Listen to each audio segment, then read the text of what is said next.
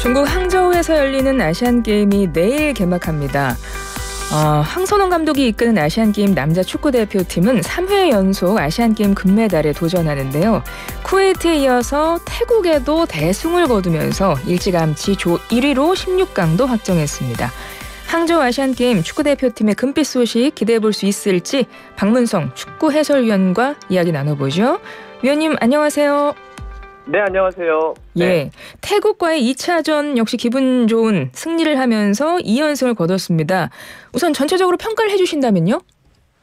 아유, 잘하더라고요. 네, 예, 잘하죠. 우리가 첫 번째 쿠웨이트와의 경기 때도 9골을 넣었잖아요. 맞아요. 예. 사실 축구 경기에서 9대0이라는 스코어는 잘 안 나오죠.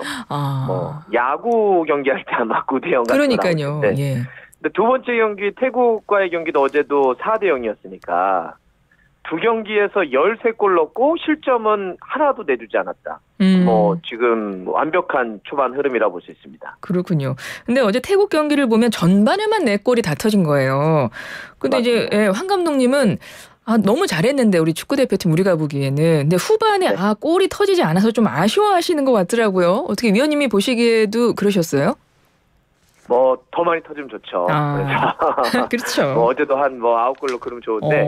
근데 이제 아무래도 우리가 초반에도 말씀해 주셨지만 2연승을 하면서 1위가 확정됐습니다. 네. 그래서 16강을 가는 게 이미 정해졌기 때문에 무리를 하다가 체력 소모라든지 부상에 대한 염려들이 있으니까 후반전은 우리가 이제 관리한다고 하는데 경기를 좀 관리하더라고요. 그래서 좀 무리하게 뛰지 않고 선수도 여러 명 많이 바꿔주고 이렇게 하면서 이제는 3차전이 아니라 16강 이후부터를 좀 준비하는 건데, 이 아시안게임은 사실 지금 대회 자체는 개막은 안 했는데 축구는 먼저 시작한 거잖아요. 네, 그렇죠. 그게 왜 그러냐면 아시안게임 자체가 좀 짧아요. 대회 기간이. 근데 축구는 7경기, 이제 결승까지 가려면 7경기를 해야 되는데 7경기를 하려면 그 대회 기간에 다 못 넣는 거예요. 그래서 먼저 시작하는 건데, 근데 그렇게 먼저 시작했음에도 불구하고 대회 자체가 워낙 짧으니까 경기마다의 그 텀이 짧아요. 한 이틀 쉬고 3일 쉬고 경기를 계속 해야 되니까. 선수들이 휴식 시간이 별로 없네요.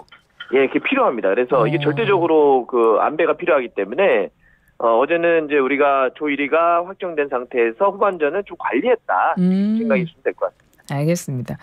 위원님 사실 제가 알못이에요. 축구를 좀 알지 못하는 사람이어서 질문을 드릴 때 어떻게 이런 질문을 하지? 라고 생각하실 수도 있겠지만 친절히 우리 애청자 중에서도 저처럼 축알못이 계실 수 있기 때문에 좀 잘 이해할 수 있게 설명 좀 부탁드릴게요. 어떤 거요? 일단 이번 아시안게임에서 이강인 선수 뛸 거잖아요. 왔잖아요. 그러니까 같이 합류했잖아요. 근데 왜 손흥민 선수는 없지? 아니 이런 국제적인 대회에는 잘하는 선수 다 가야 되는 거 아니야? 막 이런 생각 들거든요. 아유, 그럼요. 손흥민 선수도 보면 좋잖아요. 네.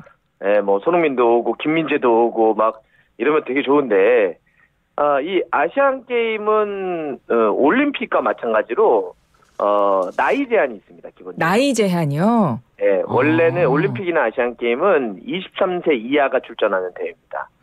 거기에 플러스 와일드카드라고 해서 나이 제한을 받지 않은 3명은 추가적으로 뽑을 수가 있습니다. 근데 이제 왜 그렇게 했냐면 우리가 지난 연말에 카타르 월드컵이 있었죠. 네. 그러니까 월드컵은 피파가 주관합니다. 예. 근데 이제 올림픽이나 아시안게임은 IOC가 주관을 해요. 그러니까 축구의 헤게모니를 쥐고 있는 피파 입장에서는 그 완벽하게 국가대표가 출전하는 건 월드컵만 가능해. 다른 대회는 우리가 주관하지 않는 대회에 풀 대표팀이 나갈 수 없어. 이렇게 해가지고 피파가 막은 거예요. 그래서 나이 제한이 생긴 거예요? 나이 제한이 생긴 겁니다. 올림픽과 아시안게임이. 그래서 이 올림픽이나 아시안게임은 IOC가 하기 때문에 피파가 안 내주는 거죠. 쉽게 얘기하면. 그래서 그렇군요. 이번에 아시안게임도 근데 물론 이제 이게 이번에 24세예요. 왜냐하면 지난해 원래 이 대회가 열리려고 했었는데 중국에 사정이 생겨가지고 한 해 미뤘잖아요. 네네. 원래는 23세인데 이번에 24세 이하가 출전하고요. 플러스 와일드카드가 이제 들어가는데 손흥민 선수는 지난번 대회 자카르타 팔렘방 때 와일드카드로 가서 우승을 시켰죠. 손흥민 선수가 네. 네, 손흥민 선수는 그래서 이번에는 이제 오진 않았습니다. 그렇군요. 지금 말씀하신 와일드카드, 이게 말 그대로 비장의 무기잖아요. 그렇죠. 이번에 3명의 선수, 이번에 이 와일드카드 3명은 어떤 면에서 감독님이 뽑으셨을까요? 일단 그 백승호, 서령우, 박진섭. 네. 백승호 선수는 카타르 월드컵 브라질 경기에서 골 넣었던 선수죠. 미드필더를 보는 선수. 서령우 선수는 수비 쪽 선수고, 박진섭 선수도 이제 중앙 수비수인데요. 두 가지가 크게 고려됐다고 생각하시면 될 것 같아요. 하나는 지금 24세 이하 선수들로 구성했을 때 좀 부족한 포지션이 어디였을까. 그래서 지금 부족한 포지션에 이 3명을 뽑은 거고요. 또 하나는 나이가 너무 차이가 나지 않는 선수들을 좀 뽑았어요. 그러니까 만약에 뭐 와일드카드는 나이에 상관없이 뽑을 수는 있지만 이 어린 선수들하고 조직 융합이 좀 돼야 되니까 너무 차이가 좀 나가지고 뭐 이런 표현이 좀 그렇지만 뭐라고 할까요? 세대 간의 어떤 세대 차이 안 나게 서로가 잘 융합할 수 있도록, 서로가 좀 이해할 수 있도록. 왜냐하면 또 축구라고 하는 게 팀워크가 중요하니까요. 네. 그런 의미에서 좀 고려돼서 뽑았다 이렇게 보시면 될 것 같습니다. 예, 모든 경기에서 지금 쿠웨이트, 태국에서 다 잘했지만 그 중에서도 이 와일드카드 중에서도 큰 활약 보여준 선수가 또 눈에 띄는 선수가 있던가요? 다 잘해주고 있습니다. 다 잘해주고 있는데 지금은 백승호 선수 참 잘해주고 있죠. 확실히 얼마 전에 월드컵에도 나갔던 선수고 또 골까지 넣었던 선수니까 딱 보면 클래스가 다르구나. 다른 월클이구나. 예, 이제 그런 느낌을 좀 보여주고 있고요. 그래서 지난번 쿠웨이트와의 경기 때는 정말 너무나 멋진 오른발 프리킥을 넣었잖아요. 네. 그래서 태국과의 경기 때도 선발로 나와서 미드필더에서 중심을 너무나 잘 잡아줬습니다. 해설위원의 관점에서 보실 때 이 황선홍호의 대표팀 특별하게 어떤 주목할 만한 전략적인 부분이 있나요? 지금 일단 초반에 2경기를 좀 치렀는데요. 좀 인상적이었던 것은 앞쪽 스트라이커에 대한 운영이었어요. 공격수에 대한. 그러니까 첫 번째 태국과의 경기, 쿠웨이트와의 경기 때는 우리가 가짜 9번이라고 하는 표현을 쓰는데요.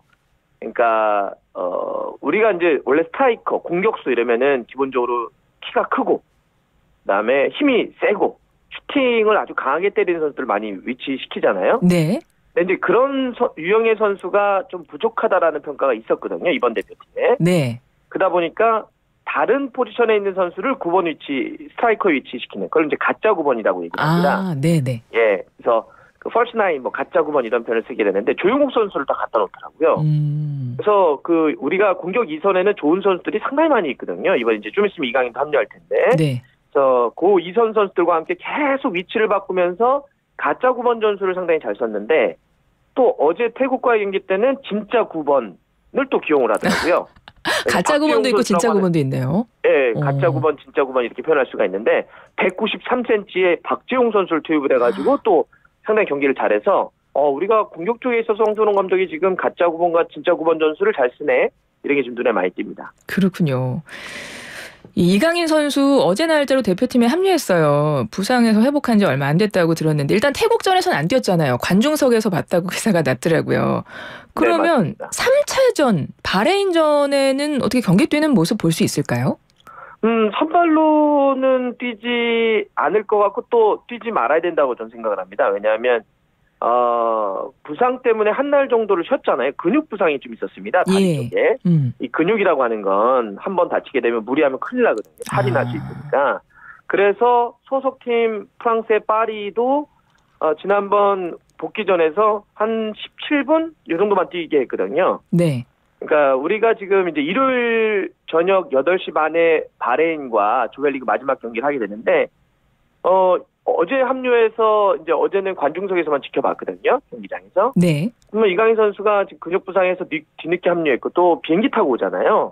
어제 인천 왔다가 또 항저우로 간 겁니다. 그러면 네.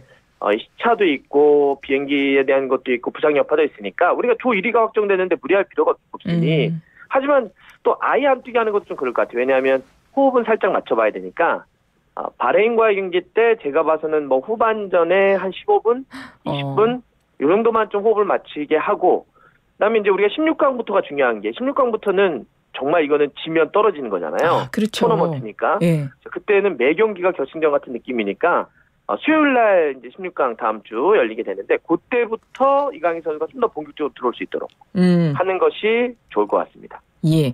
이제 3차전으로 일요일에 바레인과 경기가 예정돼 있어요. 뭐 이강인 선수 뭐 후반전쯤에 들어갈 수 있다 말씀하셨는데 네네. 바레인이 쿠웨이트하고 1대1로 비겼더라고요. 제가 찾아보니까. 맞습니다. 근데 우리가 쿠웨이트 9대0으로 이겼잖아요. 네네. 그럼 우리가 바레인도 9대0으로 이길 수 있는 거 아니에요? 기적의 논리신 것 같은데요. 아닙니까? 예.